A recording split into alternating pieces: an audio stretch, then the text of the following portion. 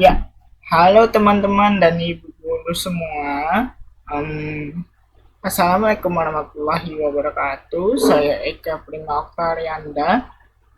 Hari ini saya akan menjelaskan tentang petunjuk penggunaan modul yang telah saya buat untuk pelaksanaan PLP pada tahun atau semester ini. Nah, bagaimana bentuknya? Mari kita lihat. Oke. So, untuk judul di sini saya berfokus pada report text, yaitu understanding the generic structure of and language features of reports. Nah, di bagian cover itu ada nama saya, nama pembimbing dan juga nama guru pamong. Yang di halaman kedua itu ada kata pengantar sekaligus nama kami sebagai penyusun. Terus di halaman kedua Romawi itu ada daftar isi yang memuat semua rangkaian pembelajaran yang ada di dalam modul ini. Nah, lanjut. Nah, untuk di halaman 3 ini ada yang namanya informasi umum. Ini terdapat judul Understanding the Generic Structure and Language Feature of Reports. Nama penyusun saya sendiri, nama pembimbing, dan nama guru pamong yang menaungi saya selama PLP. Dan nama sekolah saya, tempat saya melaksanakan PLP. Dan juga kelas saya yang saya ampuh untuk pelaksanaan PLP ini. Nah, di sini kami menggunakan kurikulum deep learning. Jadi di sini ada identifikasi kesiapan murid, karakteristik materi yang relevan, dan juga dimensi profil lulusan pembelajaran. Di sini saya memilih 3 kategori profil lulusan, yaitu penanganan kritis, kreativitas, dan kemandirian. Baik, untuk desain pembelajarannya itu simple, ada menyimak, membaca, dan juga menulis. Tujuan pembelajarannya sendiri lebih ke mengetahui bagaimana sih generic structure dari report text tersebut. Itu poin utamanya. Sedangkan tujuan-tujuan lainnya kayak mengerti technical terms, present tense, dan past tense itu adalah materi lanjutan. Dan di sini kami membuat kolaborasi yang membuat seperti karya luaran untuk siswa-siswa SMA kelas 10. Mungkin bisa jadi nanti berbentuk report yang dilaporkan secara real time oleh siswa. Dan ini topiknya sudah ada. Teknologi ramah lingkungan pengurang sampah plastik. Dan mempresentasikan laporan melalui media cetak dan digital. Topik kontekstualnya yaitu topik utamanya adalah report text, modelnya ada project based learning, and medianya bisa PPT, nanti ada LKPD di bawahnya. Sedangkan untuk alat itu memerlukan proyektor jika guru menggunakan bahan ajar seperti PPT, speaker, dan laptop. Nah, untuk kemitraan sendiri, saya berpikir untuk melibatkan guru IPA karena di sini proyek kolaborasinya merupakan teknologi ramah lingkungan pengurang sampah plastik, yaitu guru IPA sebagai kemitraan guru yang bisa diajak untuk kolaborasi sebuah laporan lintas pelajaran.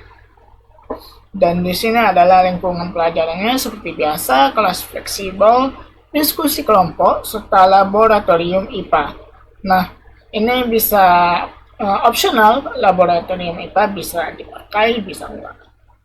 Sedangkan dan lanjutannya menggunakan ya LMS, misalnya Google Classroom. Kalau misalnya kelasnya nggak cukup di kelas, ya bisa pakai Classroom, Zoom, dan Google Meet atau sebagainya. Oke, nah kita langsung aja ke pengalaman belajar atau lengkap pembelajaran. Untuk awal biasanya ya biasa seperti orientasi, asesmen awal, persepsi, motivasi. Untuk intinya, guru menerapkan prinsip pembelajaran, yaitu menerapkan pengalaman belajar, memahami, dan lain sebagainya sesuai dengan panduan kurikulum deep learning saat ini.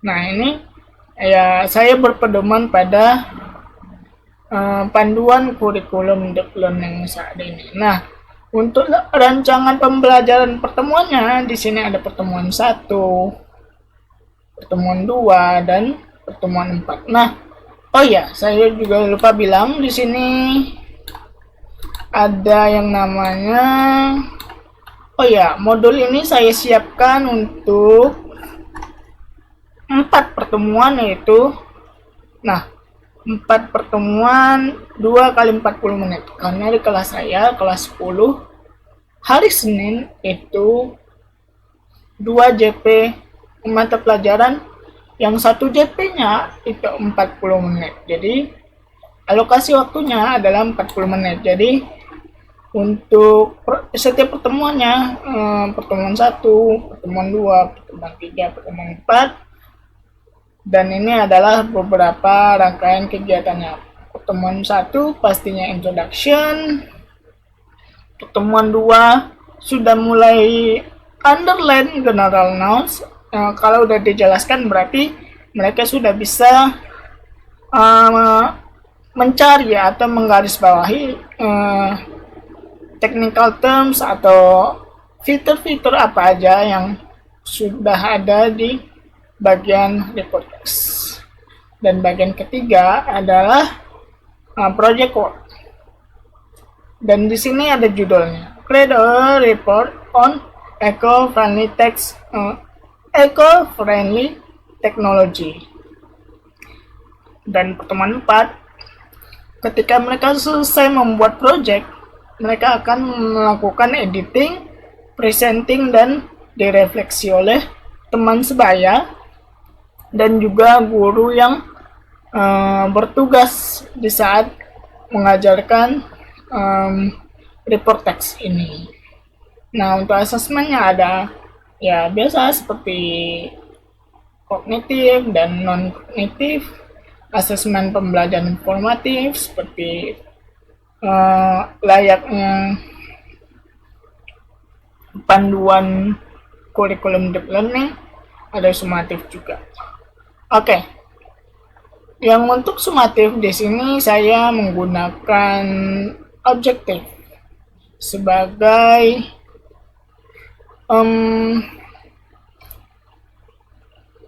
penanda atau bahasanya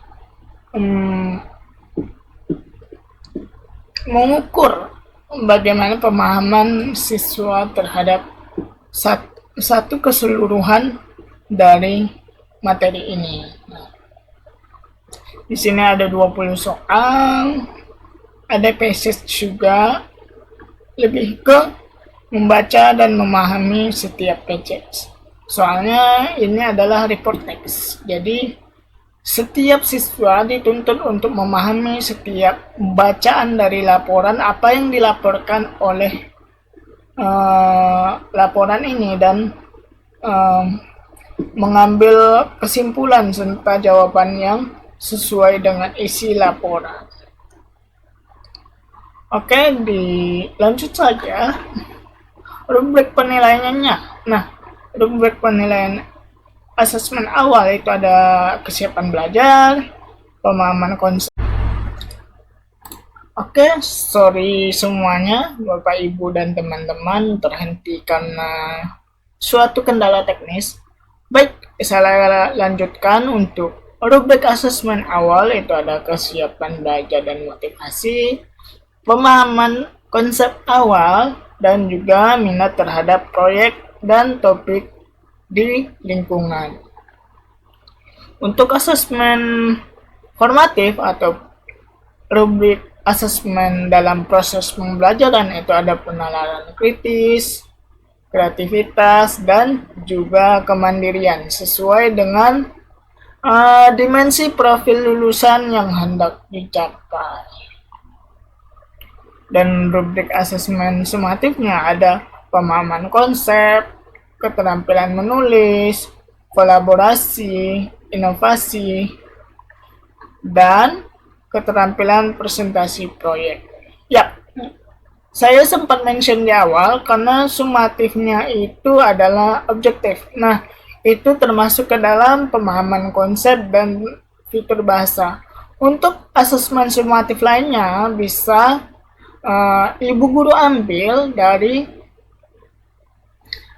luaran mereka, yaitu mana siapa tahu ibu guru meminta mereka untuk membuat suatu report teks dan menampilkannya secara langsung di depan kelas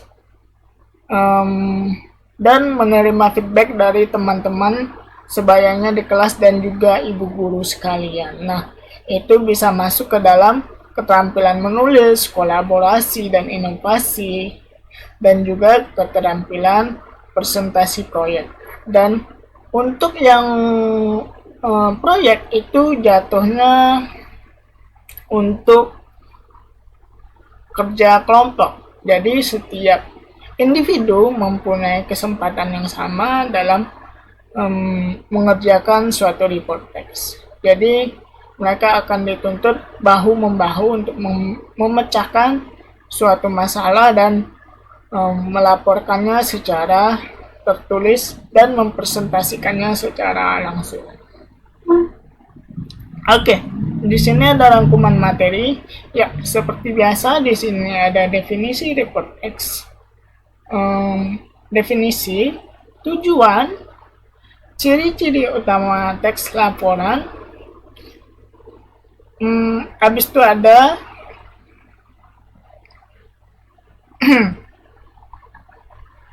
sebentar, ada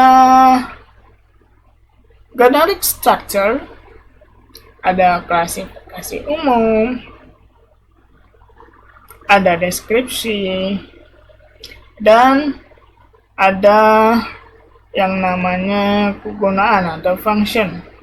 Nah, di sini ada generic structure. Nah, di sini adalah bagian penting dari sebuah text report. Ada general classification itu apa, description itu apa, dan juga yang nggak kalah penting adalah language feature atau unsur kebahasaan. Nah, language apa sih yang dipakai di dalam text report? Yaitu ada beberapa, yaitu ini ada use of general nouns, use of relative atau linking verbs, dan lain sebagainya, simple present tense, technical term, dan lain sebagainya yang bisa ibu guru jelaskan kepada murid dan atau para teman-teman yang siswa bisa membaca sendiri.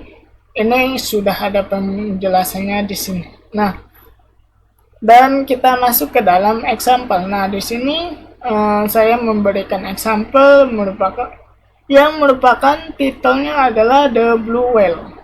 Adalah classification ini dan description-nya ini. Nah, dari contoh ini diharapkan siswa bisa mengetahui bagian mana sih yang merupakan general classification dan bagian mana yang merupakan description atau specific information. Kenapa saya pisah begini? Karena supaya memudahkan guru juga untuk mengklasifikasi di bagian mana sih general classification itu dan di bagian mana deskripsinya tersebut berada. Nah, di sini ada tabel refleksi untuk peserta didik dan juga tabel refleksi untuk guru. Dan di sini ada glosarium. Mungkin ada beberapa bagian dari pengertian-pengertian yang mungkin terlalu panjang. Di sini ada glosarium yang tentunya lebih ringkas dari yang di rangkuman materi, yang bisa memuat pemahaman lebih baik daripada membaca terlalu panjang. Dan di sini ada panduan icebreaker-nya untuk guru sekalian, kalau mau untuk memakai ini atau untuk memakai icebreaker yang lain juga tidak apa. Dan ini adalah tanda tangan bahwa dosen pembimbing saya mengetahui, kepala sekolah mengetahui, dan guru pamong mengetahui. Oke. Nah, di sini ada LKPD-nya. Nah, LKPD di sini saya sesuaikan dengan pertemuannya. Pertemuannya itu ada pertemuan 1, yaitu identification atau introduction. Pertemuan 2 itu ada kita diminta untuk mengklasifikasi apa aja sih general nouns-nya, present tense-nya di bagian yang didapat dari LKPD 1. Dan juga ya, ini yang paling penting, project work-nya. Nah, di sini ada topiknya apa, nanti siswa disuruh mencari topik berdasarkan eco-friendly technology to reduce plastic waste. Nah, teknologi yang mereduce plastic waste kan banyak tuh. Nah, bisa membuat laporan sendiri mereka secara berkelompok untuk membuat laporan report sendiri. Nah, di sini ada petunjuk pengerjaannya, ada general classification-nya apa, description-nya apa. Oke.